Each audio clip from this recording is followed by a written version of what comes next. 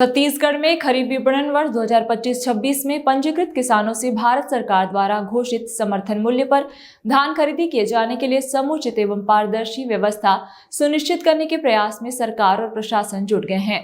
खरीफ वर्ष 2025-26 में किसानों का पंजीकरण एपिस्टेक पोर्टल के साथ साथ एकीकृत किसान पोर्टल में किया जाएगा।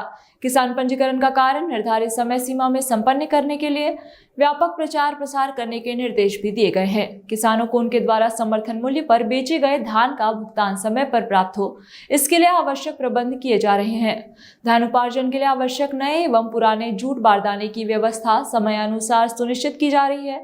धान की रिसाइकलिंग रोकने के लिए प्रभावी प्रबंध करने और सीमावर्ती क्षेत्रों में अवैध धान की रोकथाम के लिए विशेष जांच दल गठित करने के निर्देश अफसरों को दिए गए हैं।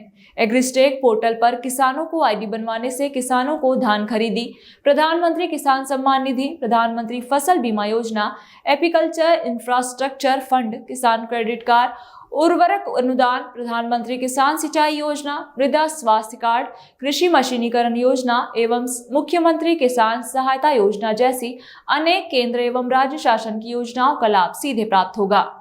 एग्रीस्टेक से पंजीयन हो रहा है किसानों का, और इसी का हम तक भी आई थी कि कुछ किसानों का रकबा कम हो रहा है, लेकिन ये सब सुधर गया है। और मैं आप लोगों के माध्यम से सबको बताना चाहूँगा कि इस साल 1 लाख ज़्यादा किसानों का पंजीयन हुआ है। पिछले साल से 1 लाख ज़्यादा किसानों का मतलब इस साल पंजीयन हुआ है। तो कहीं से भी किसी का रकबा या ये सब कोई शिकायत नहीं है। अगर किसी की शिकायत है तो संबंधित अधिकारी को करेंगे तो उसका निश्चित रूप से सुधार होगा।